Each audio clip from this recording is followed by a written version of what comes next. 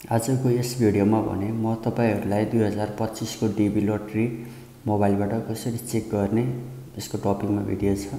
तपाईले घरमै बसेर आफैले पनि आफ्नो डीबी को रिजल्ट हेर्न सक्नुहुन्छ। त्यसको लागि चाहिँ तपाईले यो भिडियोलाई चाहिँ स्किप नगरी हेर्नु होला। भिडियो मन परेमा भिडियोलाई लाइक गरेर युट्युब च्यानललाई सब्स्क्राइब गरिदिनु होला।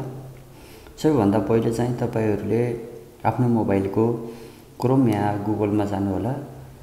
म चाहिँ क्रोममा गए। क्रोममा गइसकेपछि यहाँ सर्च बारमा गएर तपाईले dbprogram.state लेख्नु होला। लेखिसकेपछि तपाईलाई यस्तो वाला इन्टरफेस आउँछ। सुरुैकोमा तपाईले क्लिक गर्नु होला। अनि गरिसकेपछि तपाईकोमा यस्तो वाला इन्टरफेस आउँछ।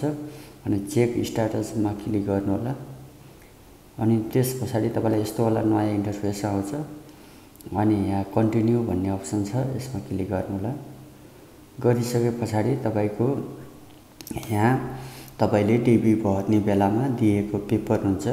यस्तो वाला पेपर तपाईलाई ग्यालरीबाट देखाए। यस्तो वाला पेपर दिएको हुन्छ।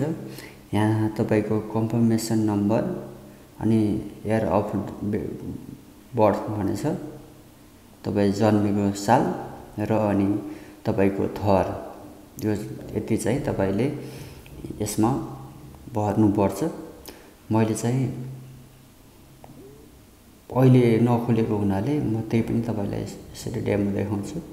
मैले यसलाई कपी गरे कन्फर्मेसन नम्बरलाई अनि यसमा आएर पेस्ट गर्दै गरे।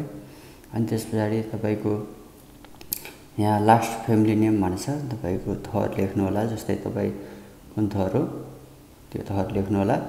अनि त्यसपछि तपाईको यो तपाई कुन साल जन्मिनु भएको इंग्लिशमा लेख्नु होला। अनि त्यसपछि तल तपाईको यो क्याप्सन छ। तपाईले यो बुझ्नु भएन भने यहाँ एरो चिन्ह छ, यसमा क्लिक गर्नु होला, फेरिन्छ।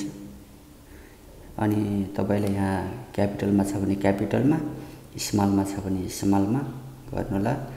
अनि जस्तै यहाँ क्यापिटल एक्स छ, 9, capital D, capital U, Y, capital U, यसरी गरेर सबमिटमा क्लिक गर्नु होला। यदि तपाईको डीबी पर्यो भने तपाईलाई यस्तो वाला आउँछ, डीबी परेन भने यो वाला यस्तो वाला आउँछ। हस्त, धन्यवाद।